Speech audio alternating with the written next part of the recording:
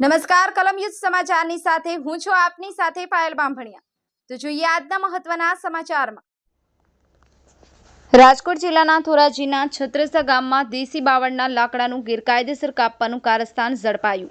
2 આરોપી સાથે 2 વાહનો પકડી પાડવામાં આવેલ। ધોરાજીના ફોરેસ્ટ વિભાગની ટીમની યોગ્ય બાતમીના આધારે છત્રસા ગામમાં ગેરકાયદેસર દેશી બાવળ કાપતા હોય તેવી બાતમીના આધારે રેડ પાડવામાં આવેલ। છત્રસા ગામમાં રેડ પાડવામાં આવતા 2 શખ્સ અને 2 વાહન સાથે દેશી બાવળનો જથ્થો પકડી પાડવામાં આવેલ। 2 વાહન બોલેરો અને છકડો રિક્ષા જેની કિંમત અંદાજે 5 લાખ અને દેશી બાવળના લાકડા જેની કિંમત 15,000 કબજે કરેલ। જયંત વિજોડા, કલમ યુદ્ધ સમાચાર, રમેશ સત્યની સાથે।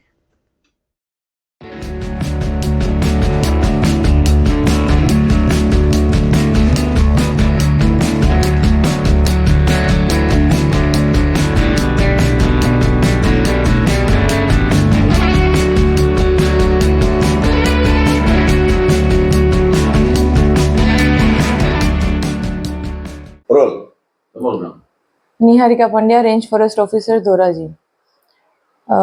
છત્રસા મુકામે છેલ્લા કેટલાય દિવસથી ગેરકાયદેસર લાકડાનું કપાણ થતું હોય તેવા સમાચાર અમને મળેલા હતા, જે બાબતે અમે લોકો ખાનગી બાતમીના આધારે છત્રસાની અંદર આજ રોજ અમે વોચમાં હતા ત્યારે રાત્રિના સમયે 11 થી 4 વાગ્યાની અંદર છત્રસા પ્રોટેક્ટેડ જે રોડ સાઈડ છે ત્યાં આગળ ગેરકાયદેસર રીતે દેશી બાવળનું કપાણ થઈ રહ્યું હતું, જેથી અમે 11 થી 4 વાગ્યાની વચ્ચે ત્યાં રાત્રે રેડ કરી અને તે લોકોને રંગે હાથે લાકડા કાપી તથા 2 સાધન, એક છકડો રિક્ષા તથા બોલેરો ગાડીમાં વાહતુક કરતા તેઓને રંગે હાથે પકડેલ છે।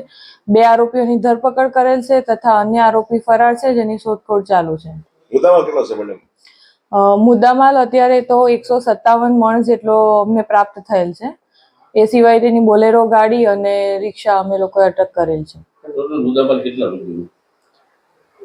બોલેરો ગાડી અને રિક્ષા થઈને 5 લાખ અને તેના સિવાય જે લાકડું પકડવામાં આવ્યું છે તેની કિંમત અત્યારે અંદાજિત 15,000 જેટલી છે।